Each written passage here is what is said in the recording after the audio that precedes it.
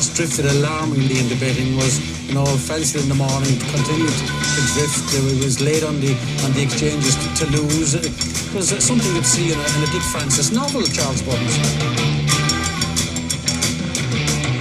The ground is soft. It's heavy. It's soft on times. It's heavy. Okay. Hello and welcome once again. Yes, the Fun Boy 3 are back in town after Kevin Terry Blake's... Hall. He was in Fun Boy 3. Was it Terry Hall? Yeah. I think it was. Yeah. Lindell Golding and Neville Staples. Yeah. You're right. Well done. Fun Boy 3 without the banana armor, sadly. But never. And the fun as well. Yeah, no fun. Miserable either. middle-aged men 3. That's it. Yeah. Not catchy. Yeah. After the lovely break you had from us last week with Kevin Blake, who was absolutely gone down like an absolute storm. A French kiss at a family reunion. That's what it's gone down like. Yeah.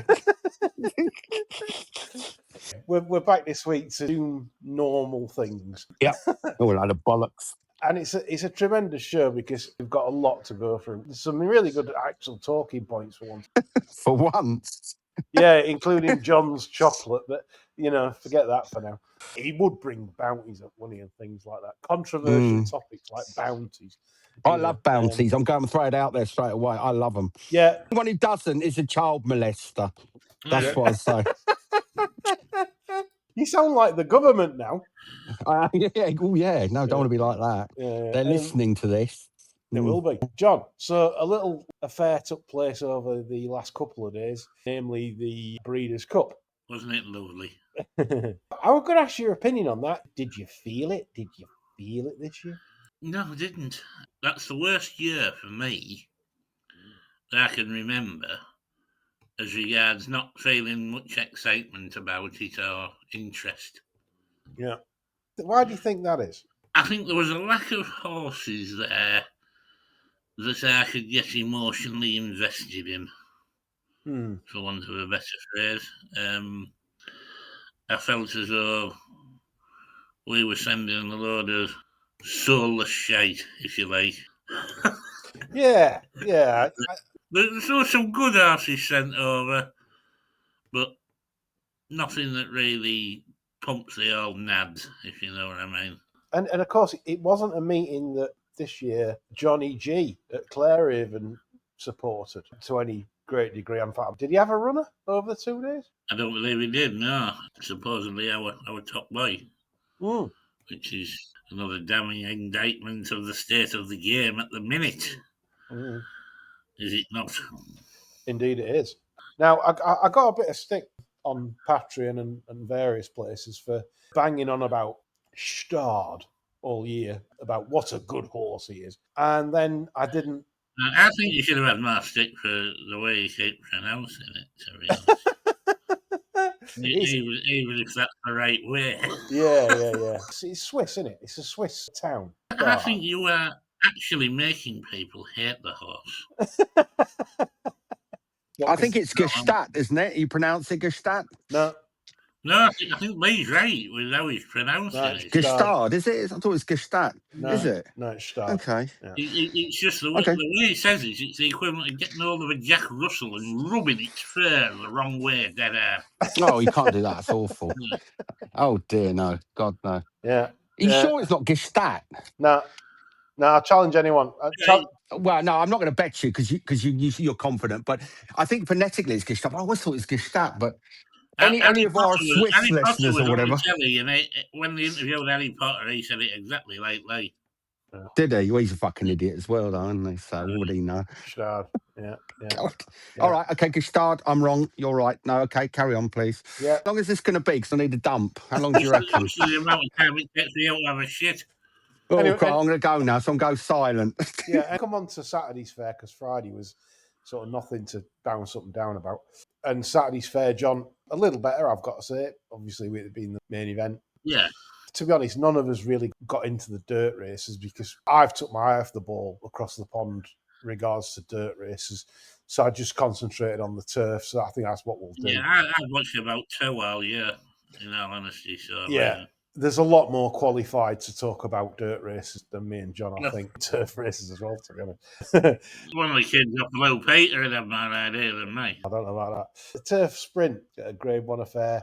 Cardham at 9 years old was third. Good old boy he is. But again, it was a race that I couldn't really get involved with. I didn't think there was a standout runner.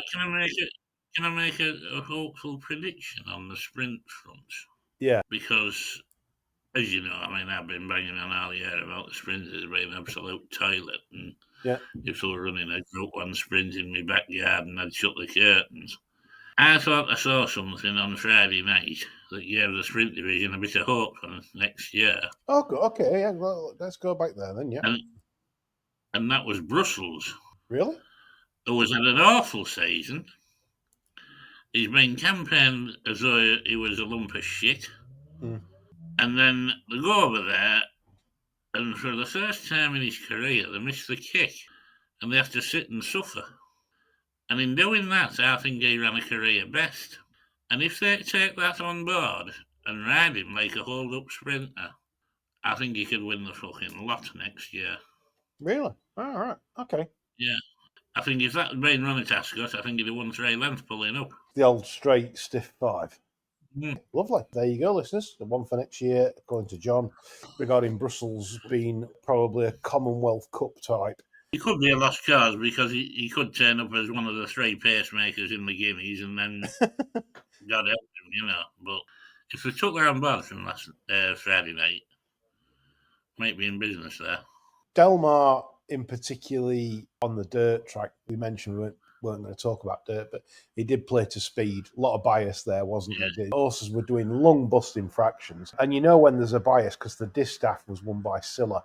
I think she went through something stupid like 44 and change to the half, and you're thinking, well, she's going to drop dead, and she didn't. She pulled clear and won by 5.5 lengths. Scylla died years ago, didn't she? Yeah, she did. Yeah. 10 years this week, Chris. Yeah. And not mourned by the people of Liverpool because she was such a ghastly person. Or anywhere else, I would have thought. No, quite, yes, absolutely.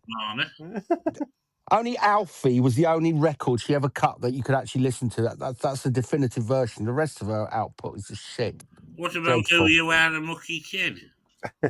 That's like Max Bygrave's I'm a pink toothbrush, you're a blue toothbrush, or whatever. Yeah, that's all Ken Dodd's Tears. Coincidentally, that's my 2 favourites from them 2 artists. What about Ken Dodd's Tears? That's a classic as well, isn't it? Tears for Souvenirs are all you've left me. Yeah. That was brilliant, that was, yeah.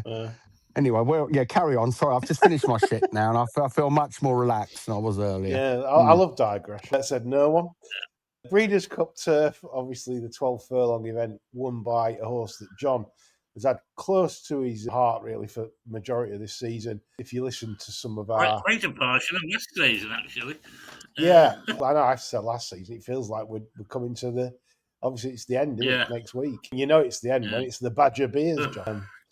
Next week at Wincanton. Ethical, if they race, there it's like firm hard in places or something, isn't it?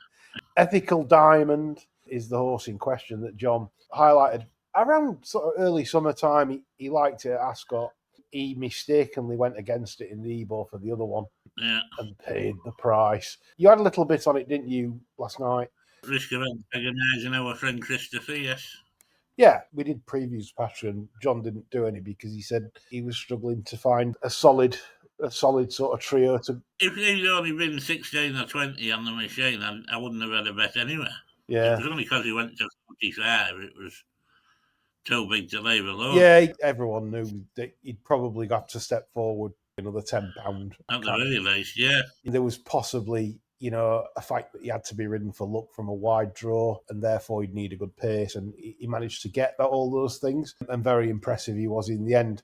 And still, there might be more to come from him. But let's talk about Willie Mullins here. We've witnessed many a good trainer over the years. Stout, Cecil, Jeff Ragg, Fred Winter over the jumps. There's been so many over time. Michael Dickinson, Hall of Famers. All of a sudden, we've got a fella that every single big national owner, including this side of the pond, wants a horse with. He's managed to win a Grand National, a Gold Cup, a Champion Hurdle. He's won numerous big flat events. He's won a Melbourne Cup, and now his first try at a Breeders' Cup, he's done it again. He's pistol. Obviously, I had a question, sort of like point of view on this. Is it Willie Mullins just a genius, or is it carrots? We all know good nuts and hay work because you can look at the Godolphin horses when they run in Canada, America, and Dubai. They grow a leg, don't they? That's a pretty well-known statistic. I think there was one year Godolphin were nearly touching 50% in graded races in the States. That's just not really achievable, but they did. Like, without like accusing the master of basically Britain and Ireland training ranks at the moment in Willie Mullins, he does have some good nuts and hay, doesn't he? And good bedding. Well, he has some good nuts and hay and good bedding, but it's all nuts, hay and good bedding that is approved by just about every jurisdiction under the planet. Well, yeah. I mean, he's extraordinary. He's extraordinary, though. Whether it's nuts and hay or good bedding or whatever, he has an intimate understanding of the capabilities of each of his horses. You know, it's not coincidence that he kind of wins pretty much what he wants. Absolutely. And I think, I don't think he's, a genius. I think he's, I think should be reserved for the likes of, Leonardo da Vinci and Faraday, etc. So he's not a genius in that sense, but I think he's head and shoulders above practically anyone on the planet. His placing is superb, and he has that sort of Barney Curley understanding of long-term planning. He doesn't just enter them up and let's see what happens. It's no coincidence that year after year he just picks them off, doesn't he? And I think he's extraordinary. And frankly, if I was a billionaire, I'd want my horses with him, wouldn't you? If you've got money to burn, you'd want it with him. Why not? Do you include the comedian Harry Hill with Da Vinci and Faraday? Well, he sort of, 5 places, I think, Harry Hill, but he's up there with them. But he's in the conversation, isn't he?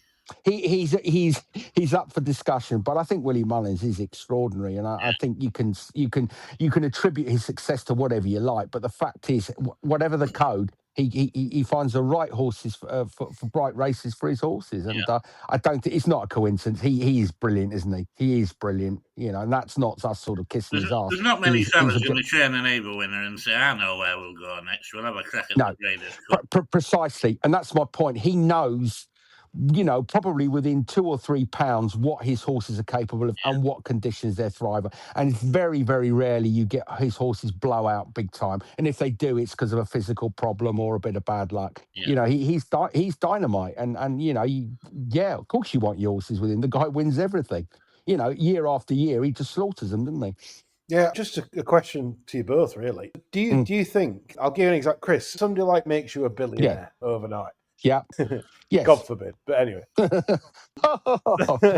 yeah. Were it so. But go on, yeah. Would you ring Wicked Willie up and say, I'm not really a fan of the jumps, right? So let's take on Holcombs on the flat because you'll beat them. Is that something that you'd be up for doing? Absolutely. If I wanted just to win races as opposed to sort of, any kind of jiggery pokery, I think the guy is more than capable of going head to head with anyone on the planet. And I mean, and that includes Coolmore. Yes, they've got all the tremendous stallions and the conveyor belt of fantastic 2-year-olds. If you had sort of unlimited wealth, you'd have a crack. Now, would you overturn Aidan O'Brien? Probably not. But I think he'd be the only person on the planet you'd say, "Here's all my money. Go and take these guys on the flat," and that includes the likes of Gosden and practically anyone in North America as well. He's the guy. The guy does everything 100% right. His horses look fantastic. He wins everything, and it's not just a fluke. It's year after year. He wins whatever he wants to win, and that's got to be the hallmark of someone that's with has an extraordinary gift. And I don't think you can teach it. I think John said, I think in a previous episode, that people from Ireland have an inherent understanding of the thoroughbred, but this guy has taken that and moved it to a new level. And I think only probably Aidan O'Brien can match that. I don't think there's anybody else close. I really don't. John? Well documented. If I was a billionaire, I'd only buy one horse, try and win the convivial with it, and try and turn it into 1 billion plus 900,000. You'd be winning Stellars at Wolverhampton in 6 months. That was, if they still had Sellers, of course. John would reminisce, and he'd want to win convivial. and then turn it into a Brigadier Gerard by the time it's 5 or 6. I'd probably put it away till it was 5 then. Yeah. Send them all to Des Donovan. Yeah. That's what I say. Des, if you're listening, if I win the lotto, you'll have the lot, mate. Honestly. John will be ringing Peter Reynolds and saying, "Come on, Peter." Get him to take a share. Yeah. Yeah, you take would. a share with You me, would. yeah. Yeah, John would. Yeah. Spread the risk. Yeah, buy half of it. Come Yeah. on, Peter. By half, yeah. No, he's a genius. He's a genius in racing terms, I think. The Japs won the classic with Forever Young again. The pace held up, so I'm not really buying the result and the worthy of the form, because that one was ridden very prominently and Sierra Leone wasn't, and I think that was the difference in the end. Great record, that Forever Young. Do you remember that, Forever Young? Alphaville. Yes, that's right. What a fantastic record that was. They were big in Japan with Freddie as well. Mercury teeth, wasn't he? Yeah. Massive. Yeah, hey, boom. Yeah. Big in Japan. No, it was good, that. That is some song, Alphaville. That bit. I like both. It's fucking great record, isn't it? Yeah. What a great record that. I'm with you on that. I'm very rarely with you on records, but I agree with you on that. That is an absolute banger, isn't it? Yeah. In Japan, Yeah, definitely. It's about a crack addict, you know. Is it? Yeah. Oh, you shitting us? I'm waiting for my man. That's okay, didn't realise that. Crack. Yeah. Okay. That could be our new theme tune, couldn't it? Wait for our crack. Yeah. The only winner I tipped over the 2 days, notable speech, very impressive. The only one of yours I didn't back. There you go. That's fucking my bock. I'm a real bock. Any reason why you didn't like that one? Too short. Over the States, I just look at it, I thought East prices over there. It's unfathomable, but you were right. I was wrong, as usual. I thought 2-1 plus was robust enough to support that from that draw. But the 13-5 SP was just, I thought, very generous. But I know it was impressive, wasn't it? Yeah, I think that was the thing for me. And I went up with competition from fellow contributors in our previews where they said, this is a horse he's a bit in and out. She has been all his career. The market usually tells with him in terms of, he's had some stinking drifts and ran like it in the past. So whether that's anything to do with it, but whether he just, I don't know. I think the July Cup looked me off him. Yeah, me too, a bit. I thought the July Cup looked on a plate 3 furlongs out. I thought, right, go and fucking win. Wrong side. Yeah, but I honestly felt he was that much better than them tossers. Yeah, but he just fell in a hole, didn't he? And I thought, that's his horse who's gone now. He's shot. Yeah, I thought he was shot like a fighter. No, I don't think you could, because if you watch the Jacques Lamar, he should have won that. Buick made a complete mess of that, and he should have won easily. And I thought the fact that he came into this race favourite last year on the back of a sort of shit run in the morning, and yet he was on the back of a good run in the mile with a nice break as well. I thought, yeah, from that draw, I think it was the price for him not to have bellyache and to have a clean trip, and he would win. And I thought, if you're playing at 2-1 plus, then that was the play. But I was proved right for once. Coming on to Silver Air Bob, John, he never seems to get left out at a meeting, does he? The Breeders' Cup Dirt Mile, old Silver Air flapping Bob. He's like the spectre at the face, isn't he? Oh, brilliant. Yeah, that's like that. Brilliant. Great cut. That's superb. The Yeah, we like spectre at that. the feast. Yeah. My dog wants Revels. Fuck off. Stop eating fucking Revels. Piss off. I'll kill you. Fuck off. Go on, get back there. Naughty boy. Go away. He likes Revels. He does like Revels. He's a Revel and he'll never be any good. Yeah. Quite. Boom. Coming on to the Breeders' Cup Dirt Mile. He had the 1-2, John, with Nisos and Citizen Bull. Yeah. Less said about that, the better, I'd say. The broadcast he had, they were miles clear of the third. They couldn't get enough on the winner. They could not get enough on it. Yeah, it was one of them, one that everybody knew except us. Yeah. This brings on then, after covering the Breeders' Cup racing, we'll talk about the coverage. I watched it on FanDuel TV, and he had Rishi Prasad on and a few other, like 3 or 4 other guests. It had Rishi Prasad and Nick Luck in racing mode, didn't it? Not Rishi Prasad and Nick Luck in gibbering idiot mode. No. Like they have to have ITV or whatever. Because this is obviously one of your questions on the thread today. What was your view on the coverage? I think the difference is as clear as night and day.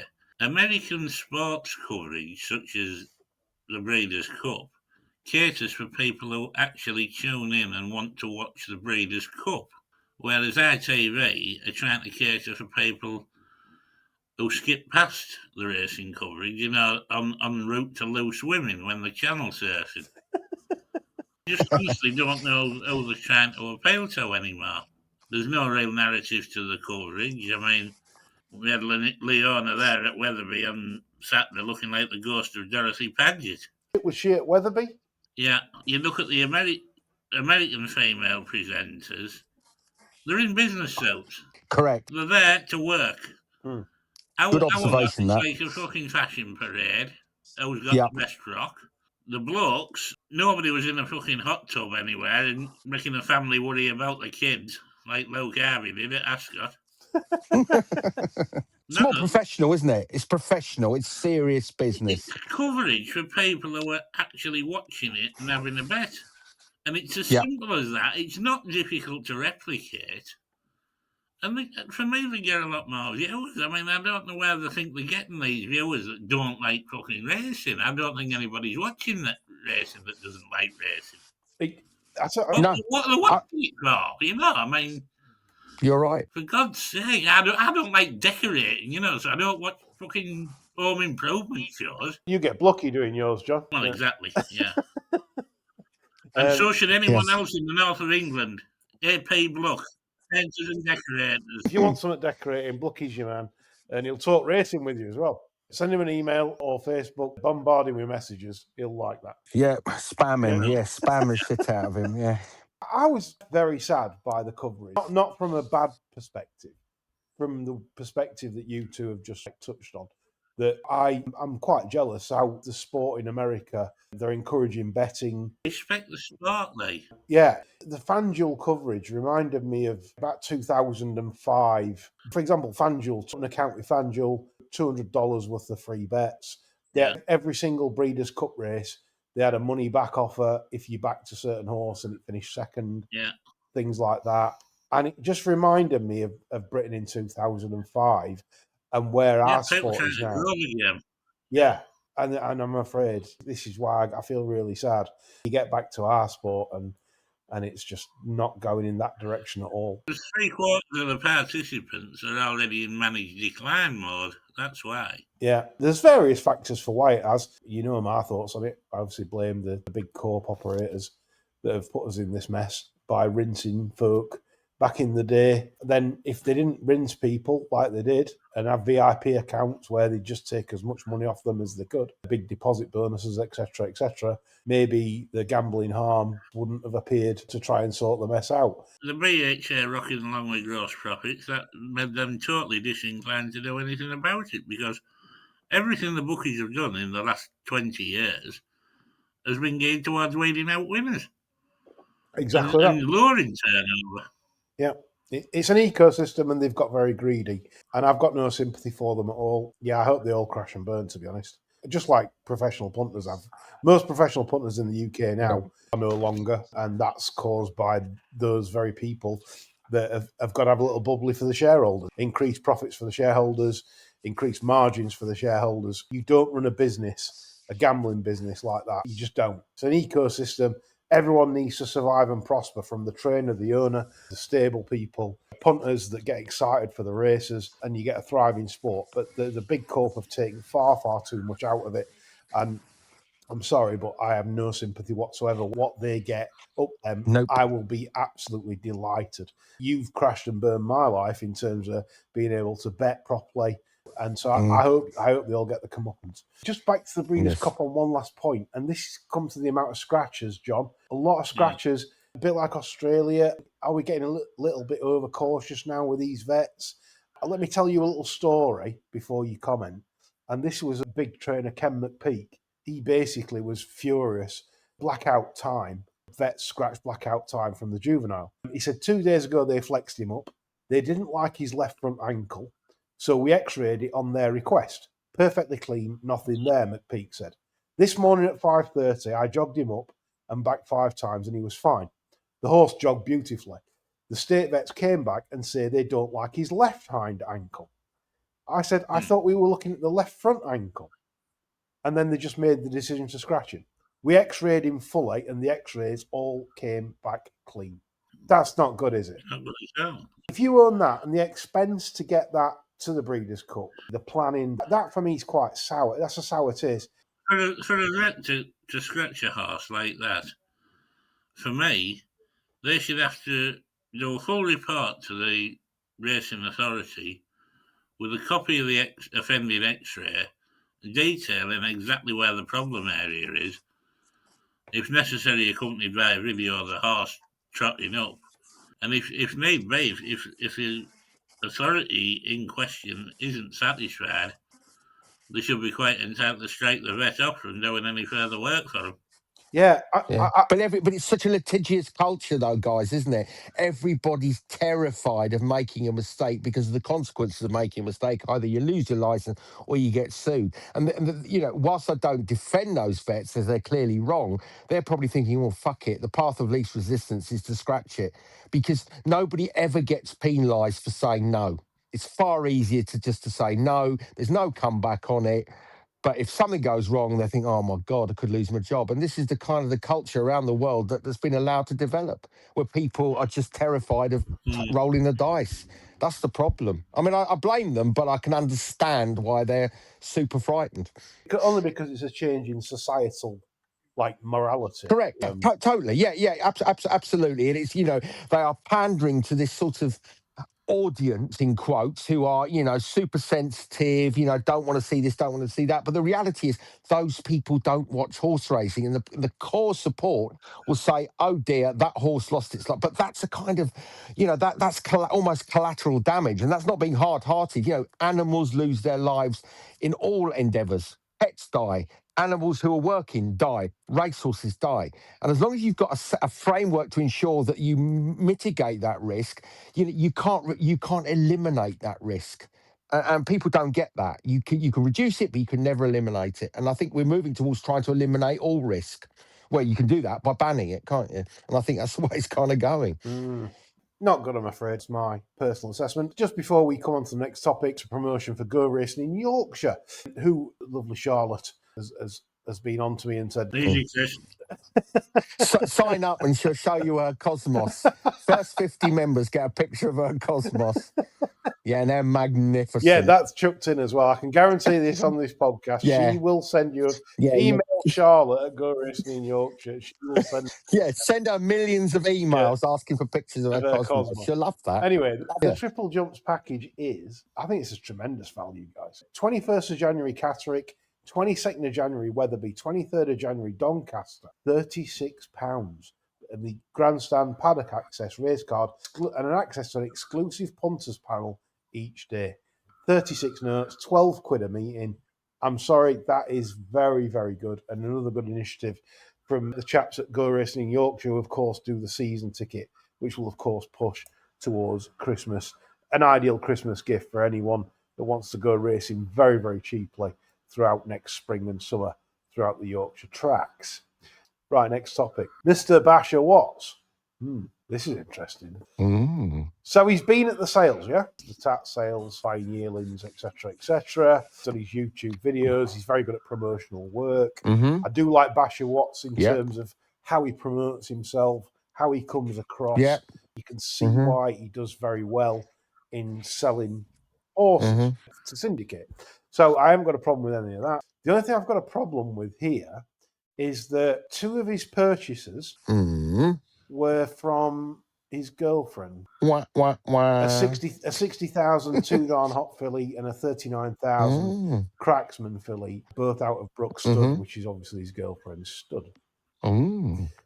What are you suggesting? Well, obviously that she's told how fantastic those houses are. Yes. Well, clearly, yes, obviously. And obviously he's going to syndicate these, and then everyone's happy, aren't they? Of course they are. Hurrah! The thing is, and I'll say this, just to like balance the debate, I might get a few Basher fans taking chunks at me. But at the same time, it's none of my business, this. Their business. And if he sells them horses out, then good on him. What the hell's it got to do with me? Nothing, right? And people are happy to part with the money, but I'm just pointing out bleeding obvious. Due diligence in all aspects of life. Do your due diligence, and if you're happy as a purchaser to take that risk, then go for it, and I hope they win for you. Got pelters last time I mentioned Basher Watts on this show, because obviously there's fanboys, isn't there? Of course there are, yeah. At the end of the day, you just have to point out the facts that he's been a bit disingenuous because he's done his YouTube video as if he's buying randomly from the sale. He isn't, is it? Again, do your due diligence. If you're content that there is no relationship exists between, him and that stud or whatever organisation sold, then fine, go for it, and I wish you the best of luck. Yeah, and again, I know what people say. Sticking your nose into other people's business. Not at all. I'm just pointing out the facts. That's the facts. So you make up your own mind. Of course. This is what we call on this show the gravy train. Yes. Everybody's on it except us. We've been left with a fucking opened return and no room on the carriage. So yeah, 'twas ever thus. We're the 100-meter Russian Olympic champion, aren't we? That's banned from competing. Yeah. Geared off our fucking nuts. Yeah. That's not a bad thing. No, it's a good thing, trust me. Yeah. That's the Basher thing. If you're a Basher Watts fan, thought that were worth mentioning. On to another thing now. John, I know you're going to like this mail. This is a genuine punter, and it's a chap called Steve from Sheffield, my hometown. He thinks it's not the responsibility of the BHA to attract the British public to racecourses. It is purely the remit of the racecourse management. They need to decide what's going on to attract people to their venue and advertise it properly. Rarely do you hear any adverts or commercial radio stations, and only the very top meetings are advertised in the tabloids. There's some suggestions he makes here to improve field sizes for races. I think this is tremendous. I hope you like this because I do. So his number one is handicaps to have 3 rating spreads, and that's it. 55 to 75 class 3, 76 to 90 class 2, 91 to 110 class 1. So top weight 9 stone 10 pound, no divisions, and that'll achieve maximum field sizes because the ratings bands are larger. You might struggle to fill your 91s, 110s. Yeah. That's the state of play. That's not Steve's fault. Yeah, but I think he makes a good point about widening the bands even further. He does indeed. Well, you're sort of waving out a lot of dross there, aren't you?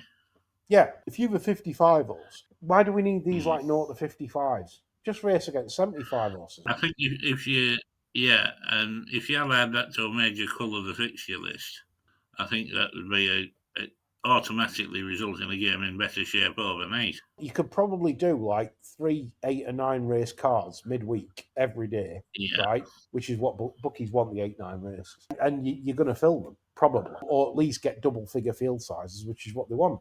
So I think that's a great idea, Steve. There's some ideas you probably won't agree with. He says scrap listed races, they're only for the benefit of breeders. If they want their mare to earn black type, then let them run in group races. Between 1st of May and 31st of August, only allow 1 all-weather meeting per week, per race course. He doesn't see any point in amateur riders' races. And Trainers' Championship should be changed to number of winners, not total prize money. There's lots of decent ideas, and particularly, Steve, I like your handicap spreads. I think that is an absolute winner for me. And if I was head of the BHA, I would take that on board straight away. And I'd look at the horse population at the database and say what realistically we could expect field sizes by increasing the bandwidth further in terms of classes, like less classes. Do we need class 6? 1, 2 and 3 is ample. I think Hong Kong are like that, John. They're very competitive. It just seems a solid idea, doesn't it, really? I think so. Some of your questions now, like on your thread that you put up, lovely for us this morning. The Richie Killorn report finally gets them going. Do you want to expand on that, please? Well, basically, there's a report come out from Richie Killorn. There's a report that's finally seems to have got the BHA to spring into life. It seemed as though they were having fire drills and all sorts of things over at Ironbound when this came out. In all honesty, it's nothing that we haven't been telling them for 4 years, really. I mean, and it was addressing several points. The fact that attendances at flat meetings have fallen by almost 1 million since 2015. Betting turnover is down 17% in just 2 years, and that's after 15 years of growth. Britain's foal crop is falling rapidly, threatening to make the fixture list unviable. The sooner the better, in my view. The levy remains steady, but only thanks to unusually high bookmaker margins. Well, we all know we've had it shoved up our asses this year. Basically the same without reform, the sport's sleepwalking towards breaking point. Well, we knew that. we've said it for a while. It seems that powers that the BHA just aren't, I would say, reactive enough, like early enough. Well, the reports basically said the underlying faults in governance. Yeah. As in most things, let's paint the facts. Say you get people from America now. Ask why are people in the UK in this position in British racing? I'll tell you why. It started, Betfair came along, it was a punting heyday. Some say that Betfair killed the sport and took it away from bookmakers, this, that, and the other. Paddy Power then bought Betfair back off Bert Black. Thanks, Bert, you cunt. Selling it to Paddy Power, that you may as well have just If this had been if Betfair had been in independent hands, you could bet your life that we wouldn't quite see the game in what it is in terms of for professional punters, for example. Why aren't professional punters encouraged? Why? Does it matter? Like on an exchange, does Anthony Kamiskas, does Bennett Star Sports, does Lutter, does Coral Entain, Evoke, whoever you want to put are these big behemoths, do they really care that much if someone's winning a few quid on an exchange? It's not affecting them, is it? They don't want your custom anyway. They don't want you to bet with them anyway. So what? So that's the point, isn't it, of the exchange? You send the smart money there. You work off that for the on-course prices. Yeah, but the way they'll do it, like, is the people that the smart money that goes to the exchange has to be winning it off somebody, and they're winning it off the fucking wagons. Yeah.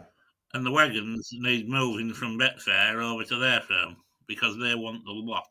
Yeah, you get is then you end up exchanges, including rival exchanges, that are seeded by probably big entities that don't particularly like their money being taken by professional or recreational punters that are beating them on the exchange, because it's like, well, they're the ones that are seeding the market. So this is where we're at. It's a terrible state of affairs that future generations, everyone's like praising Blogger and, in Australia and things like that for the work he's doing down there and whatever it is, promoting Australian racing. The point is, he's not promoting it to professional punters, is he? He's not saying this is what you do to win money at the sport. But once again, professional punters don't have a voice. No. The people that are saying Bloggers doing a great job are fucking bookmakers. Yeah. And people who have links to bookmaker profits. Exponentially. The gambling yield in the last 5 years set against an almost universal decline in turnover is unbelievable. The graph's gone up every year on gross gambling yield as the turnovers come down. It's unprecedented, that, and it shows you how much the margins are getting tweaked to absolutely fuck people. Mm.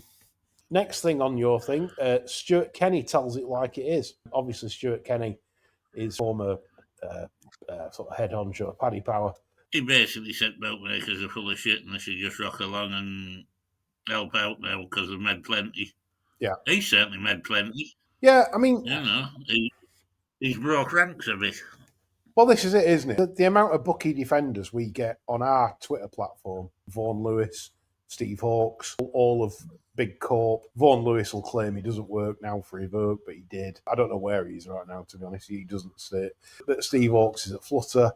They're the ones that are coming out defending Big Corp. It's the indefensible. They're all reporting profits, increased profit margins. Now, stop this bookie loving. They love to paint a good. It's like these fucking idiots defending billionaires against a wealth tax, isn't it? Yeah, the wealth tax is going to impact them about 25% of the fucking passive income, what they make while they're asleep in bed. They're just not your friend. I'm saying this to all punters listen to this podcast. Bookmakers are not your friend. They never will be. Doesn't matter how nice they are on Twitter. They want your dirt. And they want you to take prices that are shit. And that's it, because they'll beat you. They don't want you to take good prices or stale prices, as we've seen recently. Mentioned a new word on me, that one. I've been in the industry a long time. First time I've heard of stale prices. Still learning. That's the thing. We're still learning. Every day's a learning day. Learning. Every day's a school day, boys. Yep. Stale prices. It is indeed. But you see, any normal business would take stale goods off the shelves, wouldn't they? They wouldn't sort of sell them to you and they say, "Oh, you can't have that. That's stale." Exactly that. Peculiar, that, isn't exactly it? Exactly that. We should have had an Ocado or just like our. Yes.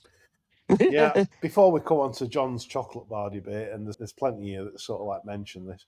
McAdory's been on about Willie Mullins. Do you think he picked up a few more runners in Del Mar? Well, as Chris mentioned earlier, Chris, he had the dirt. He's sending one to Wicked Willie. I know this for a fact. Yeah, for sure. A straightforward answer there, Rory. Yes, I think anyone that's serious about having winners train for them, what code it's under, I don't think it matters. I think Willie Mullins, if you think about it, Aiden's really a closed shop, isn't he? Because he trains for. He's almost a private trainer. I'd say he's a private trainer. Yeah. He is, unless you buy into Colmar. You can't rock up there and say, will you train me one? Smiler 57, Juddmonte, Coolmore, Godolphin all struck at the Breeders. It's a long haul. Kai, Bounty Bar is his favourite. And me, Chris, and the producer are all sticking our hands up, saying that we like Bounty Bar, and John says that no one does. John's wrong, objectively. I used to like Caramac. Yeah, Caramac's good. Yeah, I'll go with that. Caramac's a smash of that. But is it chocolate? No, it's Caramac. No. Yeah, it's not. Darren Dougal's been on. He says Mullins is on the carrots. I do think, if you do watch that race back, I think it was a perfect storm for that one. Got everything that he wanted. Tucked him in at the back. It was settled. They went a real good lick. I don't just think it was the winner that was like much the best. It was just a case that everything fell right. The cards were all lined up for that horse in that race there. But whether he turns out and proves himself to be better than all them, it probably might do. It's the thing. That's the great game that we've all got opinions. Nick Davis. Watching the Breeders' Cup yet again, is it time we have bigger stalls here? Don't seem to get the issues loading as we sometimes do. Or are the trainers there better at educating the stalls? I think, Nick, I have advocated for bigger stalls, but the problem with that is bigger stalls are gas holes, is lower field sizes. They try and fit as many as they can.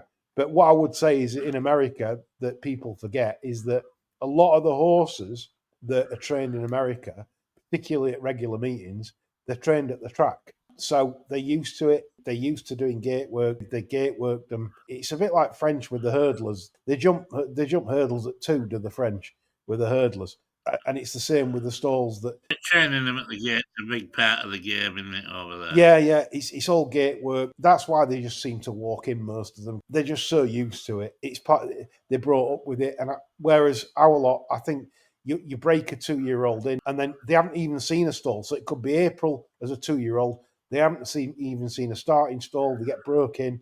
Then they get cantered. They increase the work. Then they might put them in the stalls, and then they go, "What the fuck's this?" They don't tend to like it. Maybe that's something that someone else can change. As a training angle in the UK, do you train your 2-year-olds to become gate horses? We do have certain tracks as well where it's an habitual problem because of where the stalls are situated. I mean, like the 7 furlong and mile starts at Thirsk. You've got the horse boxes the other side of the fence. Yep, same at Nottingham. Yep. There's maybe always trouble at the stalls because the horses see the horse boxes. Yeah, it's home time to them. They know that that's where they go off the track and home. And so naturally they're thinking, I'm not going in here, I want to go there and I want my feed. I'm not running around there where I have a bowl full of hay. There's a lot of tracks like that. I just think bigger stalls wouldn't necessarily solve the issue, Nick, in this country the way. What you want is one of them big bastards like they have in France that nearly carries them in. You've got all the normal little fellas, haven't you? And then you got one big bastard wearing shin pads. Yeah.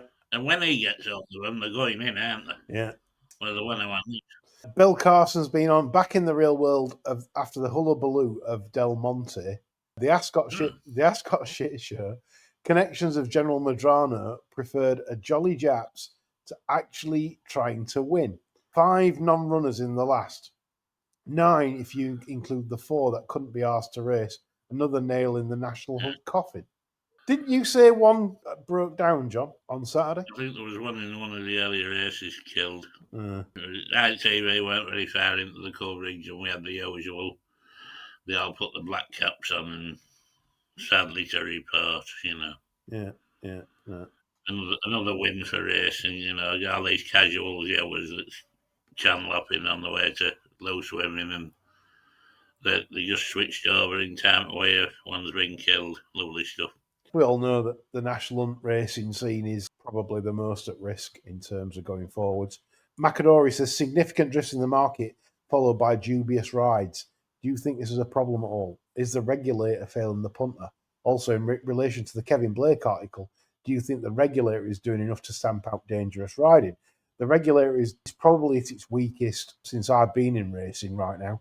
That's due to the fact that I don't even know if they employ a security guy anymore. I think they gave up about 10 years ago myself. Well, Yes, I think that they did. They used to have security officers who were all kind of ex-Old Bill or on one or two occasions ex-special forces, and they used to be a presence on the race courses. They used to be filleting out information. They used to be giving trainers a pull, saying, "Look, very, very weak. This, yeah, you better look sharp." And they were a deterrent factor. But I think they've got rid of them now. I think it's all office based. My prediction is with this that I think it'll get a lot worse. I think most people know now the sport really isn't regulated properly. No one's been hauled in for sort of dodgy rides.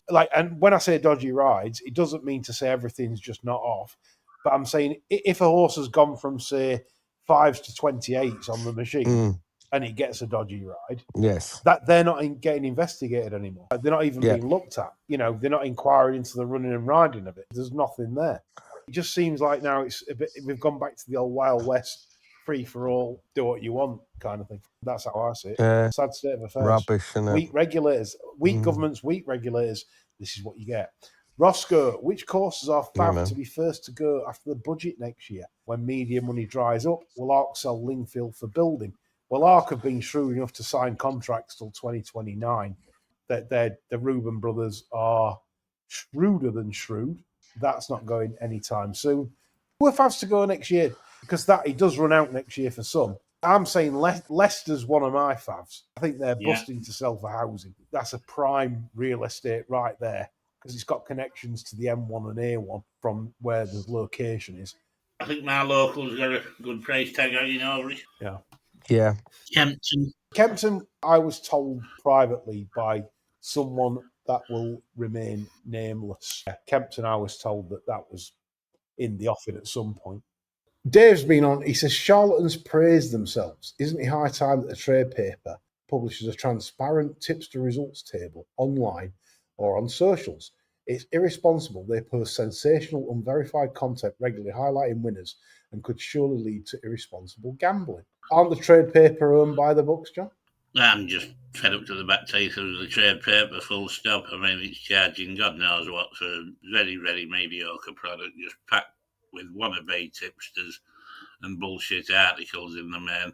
They're very quick to do a hatchet job on people that try to help racing, and to me, that can just go fuck themselves.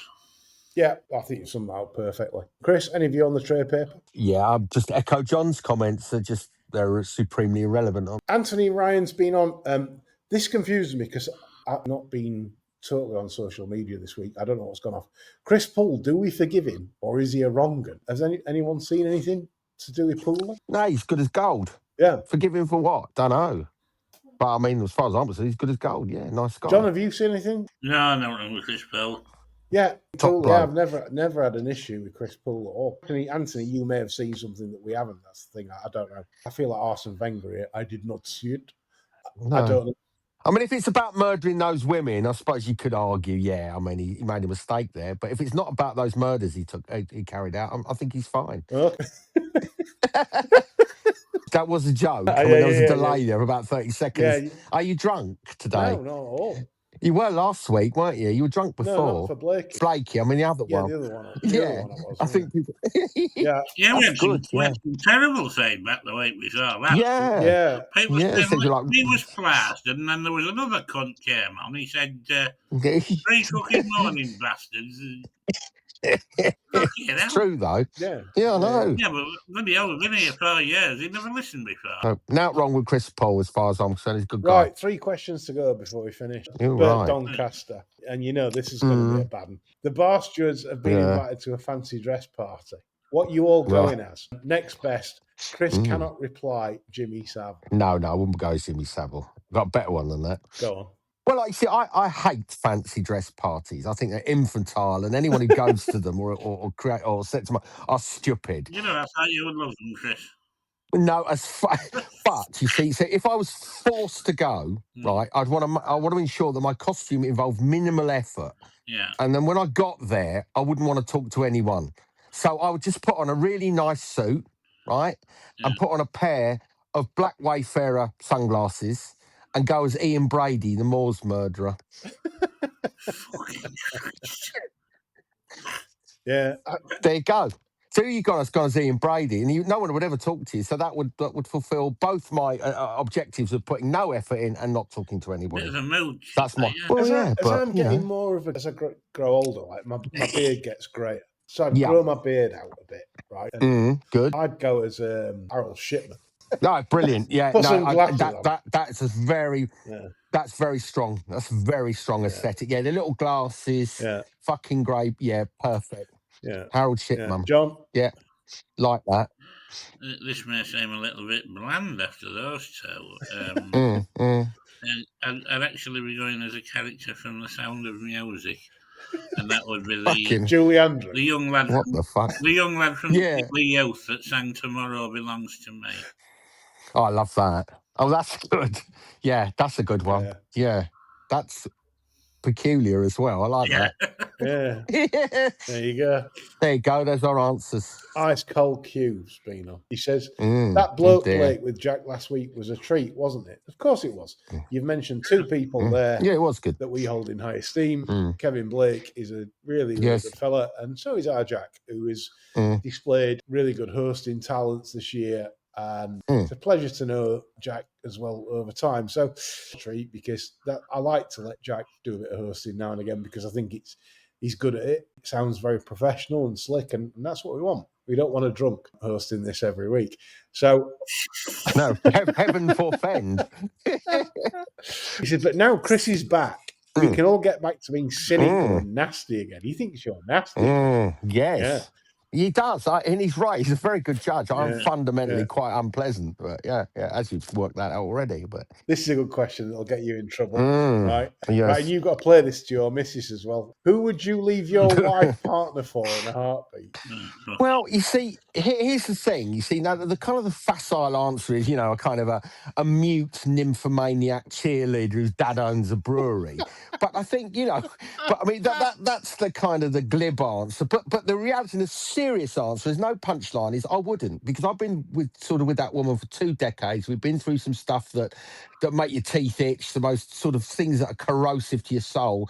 And I think, loyalty and honour are just sort of really kind of outmoded concepts now. So, and I wouldn't. I'd die for her, and there's no punchline to that. I would literally die for her. So the answer is, which you're probably not expecting, is nobody at all. No, that's a good answer, because I'm more or less from the same hymn sheet in that. This is how life works, right? You go in a bar, and there's Dallas Cowboys cheerleaders all lined up going, woo, woo. Amazing. Terrific. Right? Yeah, incredible. But you know for a fact that your wife doesn't look like a Dallas Cowboy cheerleader. Mm-hmm. No, it isn't. That's not the point at all. There's a lot of people that, I mean, there's some bad relationships, but there's some like really good relationships where you're rocking away. They're the people that pick you up when you're on the floor. They're the ones that give you hope when you feel there is no hope sometimes. I relate to your comments, because that's the same way as I feel, that there's absolutely no way. Yeah, no, you're right. I'd literally die for her, and that's not sort of hyperbole. I would literally die for her. And I think, not everybody is blessed in that way. I am, you are. That's fine, and I suppose try and find somebody like that, because ultimately you're in it for the long. Well, you should be in it for the long haul. But again, I think society is kind of like that episode of The Simpsons. Remember what they buy the Krusty doll, and he pulls the string and he sort of replays the message: "If I break, buy another." And I think that's if things don't work, people say, "Oh, get another one." And I think that's quite corrosive. I think. Well, so, that's like Moosh tips, isn't it? Another tie of brass on. Yeah. Totally. And listen, if that works for you, amazing. If that's how you want to live your life, great, go for it. But I think, in a sort of cold, dark night of the soul, I think that's probably quite a shallow way to live. But whatever. What's really like bad about it? You get no nourishment from that. You just don't. There's nothing for the soul. You wake up in the morning after Jaeger bombs or whatever, and then you see it's empty. It's a dead way of living. It's superficial, and it's good for social media. Look how many brasses I've got. But the fundamental aspect, he is paying. They will fuck anybody. right? So you're not special. You're the mug, don't you? Think, oh, she's, give me the eye. Yeah, because she wants your dough, you idiot. Yeah. And it's the same fools that like get sort of seduced by bookmakers. Oh, they really like me. No, they just want to pick your pocket, mate. Don't be fooled. The tie will be sat there next to you, with it resting on the thigh, won't it? Fucking your head. You're getting slightly more than you paid for. The old cigar lied there on the... Yeah, fucking, yeah. Fucking, yeah. So look, we're turning into Christian fundamentalists now. We're part of the Plymouth Brethren, I think. But, anyone listening to this would expect a sort of a glib answer, but the honest answer is nobody. No. Nobody at all. John, any thoughts on that? Zero. No. Producer has finished the show this week, and I like this question. This is a thought-provoking question. Oh, by the way, Chris, before we start with this, have you any cult of the week? I do, and we're sort of getting down a rabbit hole. So my cult of the week is an Australian one, and it's called, quite boring, it's called The Family, but also known as the Santini Keaton Park Association. And it was set up in that's brilliant, isn't it? Set up in the 1960s, Australia, typically set up by a woman, I think her name was Anne Hamilton Byrne from memory, a yoga teacher, and she claimed to be the reincarnation of Jesus, right? And the group originally registered as the Santini Keaton Park Association to give it a sort of an air of legitimacy. But unfortunately, the members lived communally, believed Anne was a divine figure, and the children were kidnapped or illegally adopted, given LSD. These are given LSD to children and raised as chosen ones. Now, not surprisingly, they operated in great secrecy, funnily that. And they lived in somewhere, I think it was called I can't remember, the Iden compound, where the children were isolated from the outside world. But unfortunately, in 1987, the police raided the Iden property, rescuing, thankfully, 14 children. And the sex leadership was later prosecuted, with Hamilton Byrne being arrested in 1993 after being on the lam. So have a look at the Santini Keaton Park Association. Tremendous stuff. Wow. Loving this. Absolutely. You're going to turn... Giving LSD to children is fucked up, isn't it? That's, giving LSD to kids, that has to be the most fucked up thing you can imagine. It is mental. Jane Middlemiss, former presenter of the Ozone, she's got a following as a yoga teacher now. I wonder if she's trying to set something similar up. It's entirely possible. This is how it starts. Yeah. Online yoga. Next thing, you set up a cult, giving LSD to children. Yeah. Could be. Dark forces in yoga. Dark forces, indeed, on Cult of the Week. How many terrorists are we producing listening to this show? The producer's been on the final question. So you're on a paddleboard in the middle of the ocean, right? God. You're probably in shark territory, let's say. You have enough provisions to survive 72 hours. You have to dangle one limb in the water at all times. Yeah. Right? 72 hours, would you do it for £1 million? I'll guarantee you're not going to sink. There's no bad waves. Would you? So that's the first question. The £1 million. Could come to you first. So you're going to do that, would you rather, for the same £1 million, be dragged behind a fishing boat with fish guts strapped to you for 2 hours in the same location? Fucking hell! No, fucking hell. What's wrong with her? Fucking hell, I'd be sleeping with one eye open if I was laying next to her. Fucking hell, she's eyeing you up. Fuck me. Do you know what? I don't. The second one sounds awful because 2 hours is a huge window. Do you reckon? Oh, we fish fucking addies, haven't you? Yeah, I mean, even the bloody octopuses will be after you. You're going to get torn to pieces. Listeners, this question applies to you. I'll respond on Twitter on this. What would barnacles on your ass and all sorts? Would you do it? It's £1 million. So the million £1 Well, you see, the answer, I would say no. And the reason I'd say no is because I think if that's such an extraordinary event, I think if you could get to shore, you could sell that for many millions for a film or a book right or TV. I reckon you could recoup that million more slowly, but I think you'd have a longer run at it because I think that would be an extraordinary story, wouldn't it? So I think £1 million not a lot of money. I think you'd get that in book rights and a film. Yeah. Imagine the dark though, 72 hours. Like, so you take this to 72 hours. Yeah. You sat there in the dark. You drink your Sunny Delight. You can get it in America. And it turned your orange back here, didn't it? But they sell any shit over there, don't they? The chlorine wash chicken and all that. Yeah. Imagine 72 hours. You've got your calf dangling in. Nah. Is that no? Don't fancy that at all. No, I'll swallow that. No. It's not even for a million, Chris. No. £1 million. £1 million. No, for £1 million, you look at it now. £1 million is not a lot of money now, is it? And you can say glibly, I mean, I'd love £1 million, but it's not a lot of money, is it? Yeah. I mean, if you say 10 bar, then maybe, but £1 million is not what it used to be. No. And I think there are other ways to get £1 million. If you're Cast Adrift, that in itself is an interesting and noteworthy story. I think you could monetize that in a different way. Yeah. I definitely think John don't fancy fish guts strapped to him for 2 hours. No. That's bullshit. That's fucking ridiculous. Well, Fish guts, I mean, don't know. Jonas? Well, you're talking to a man who won't have a prostate exam because I don't like anybody even wagging the finger in my face. So as regards actually dangling a limb off a paddleboard, no, thank you. I'll stick with my poverty-stricken existence, thanks, Jess. Right. Listeners, I want your opinion on this one. We've enjoyed doing this show very much. Would you do this for $1 million? There'll be some brave souls out there that would.